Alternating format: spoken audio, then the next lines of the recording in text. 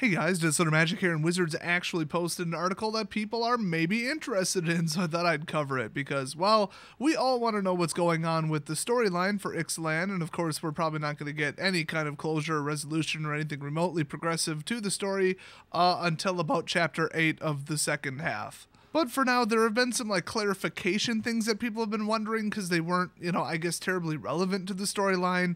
And it really is like a bad writing technique to just dump exposition and background on somebody for no reason. Well, not for no reason, but it's just stylistically kind of cheap. So this article written by somebody named Chaz Andrews, I actually have no idea who that is. It says he lives in North Carolina. That's weird. He starts the article by saying, at this point, I feel like I have a pretty good grip on Ixalan. I've played the cards, I've read the stories, I've even managed to crew a fell flagship with a belligerent Brontodon. Yes, the dinosaurs driving vehicles has been an ongoing meme, at least my LGS. Not only was that a landmark moment in the history of alliteration, it put a silly grin on my face for the rest of the afternoon. How did such a massive dinosaur learn how to run a pirate ship? Yes, that's the joke. Okay, we got it. Was it taken on board when it was just... Oh my god, he's going to go on about this, isn't he?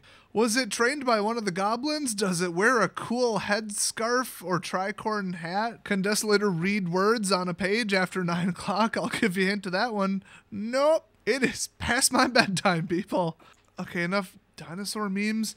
None of these questions have real answers, of course, at least none that exist outside of my imagination. Oh, that's awesome. Imagination. Anyway, I did have some actual factual questions about Ixalan, though, after rereading all 7 stories. Go check them out if you haven't done so yet. They're great. That's him saying it, not me. I put together a list of my top 10 questions about the narrative so far. Then I asked the fine folks at Magic Storyline if they wouldn't mind answering some of them for me. So I guess he doesn't actually work for Wizards. That's refreshing. Excited to read their replies? Me too! Let's take a look. Now see, there is a logical fallacy there. If I also don't know the questions, I haven't heard the replies, but I also have no idea what the questions are, then it doesn't really work. But assuming there's going to be some crossover, I'm excited to get some of these answers out there too. So this is going to be awesome. Plus, the lore staff and the story writing staff have a long history of leaking details before they should. They did it in Amonkhet. Let's see if they can go 2 for 2. Question number 1. Are you guys seriously the biggest group of liberals I've ever seen in my... Okay, just kidding.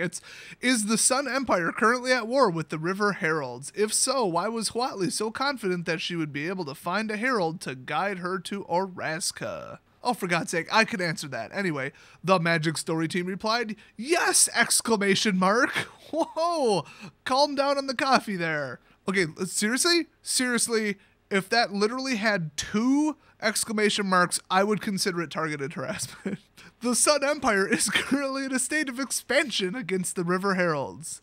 I wouldn't so much describe it as active warfare, but they definitely seek to annex and reclaim a lot of the territory.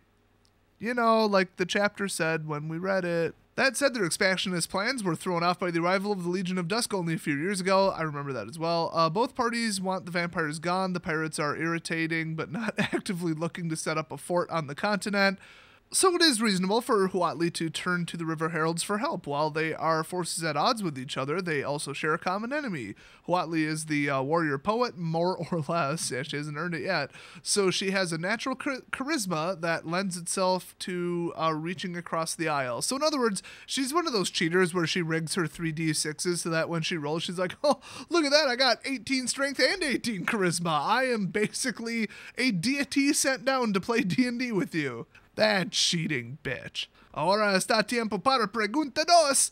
Who is behind the binding magic preventing planeswalkers from leaving Ixalan?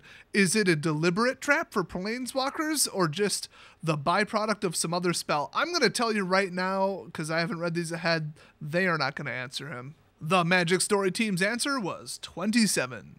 Just kidding. They said, ooh, the first answer where we get to be coy. God. Is it something that has... Wait, it is something... I told you, it's 9 o'clock. I can't read. You guys are just going to have to get over it. After 9 o'clock, I get dyslexic. It's like dyslexic, except I can't read anything forward or backwards or anything. Anyway, it is something that has a very clear answer in the next set. Yes, that I knew. You're not telling me anything I didn't know. Why did he even... He could have just asked for one particular specific detail that's not story specific, and we could have progressed the mystery a little bit, but he blew it. Oh, who's behind it? I mean, come on, really? Like, that's like chapter 8 crap. Come on. Number 3. How will Jace react to the rediscovery of his memories? Will it end his budding friendship with Vraska? Now, see, that's like spoilers, though. Like, I wouldn't even want to know this until it comes out.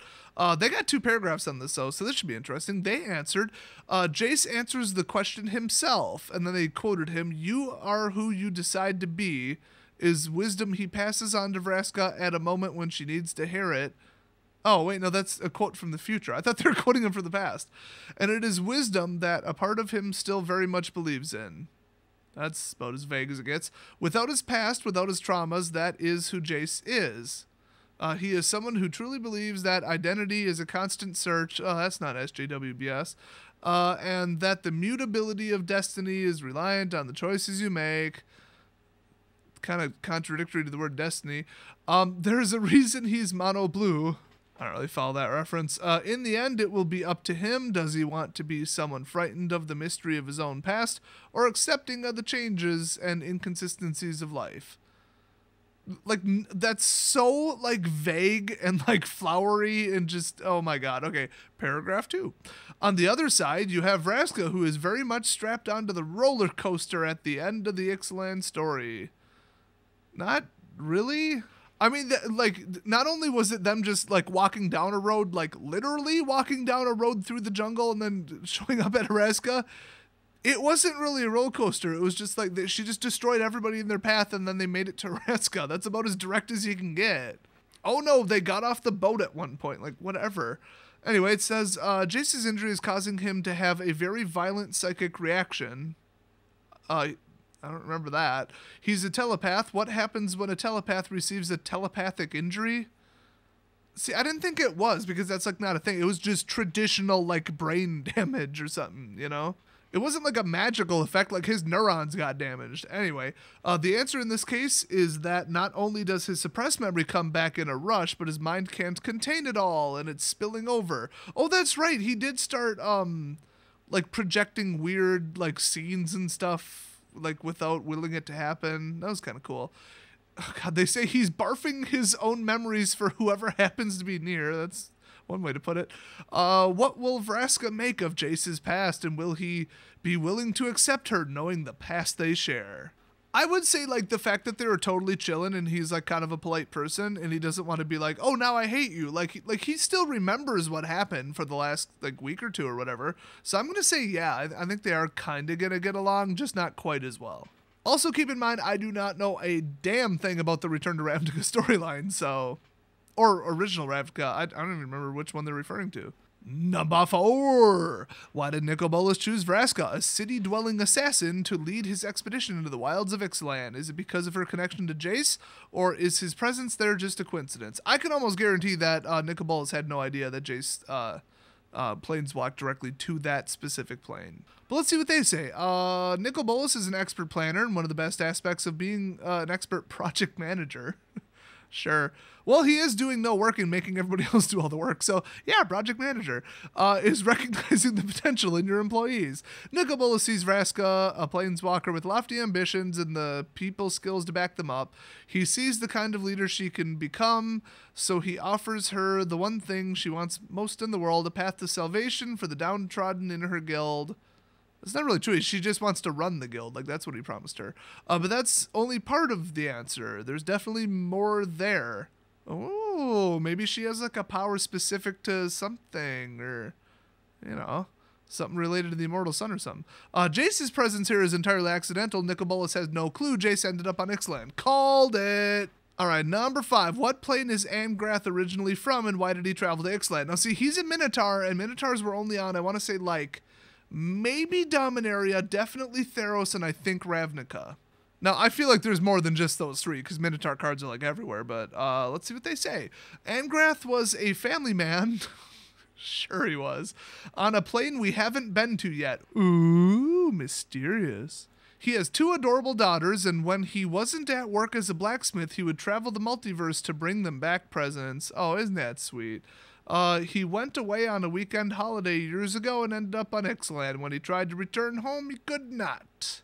You know, a lot of people have really similar stories, except it's with United Airlines. Well, anyway, this is a really damn long article, so I'm going to leave it at 5 for this one, just to give y'all a break, and I will make a part 2, so watch for that very shortly, and thanks for watching. I'll see you guys next video.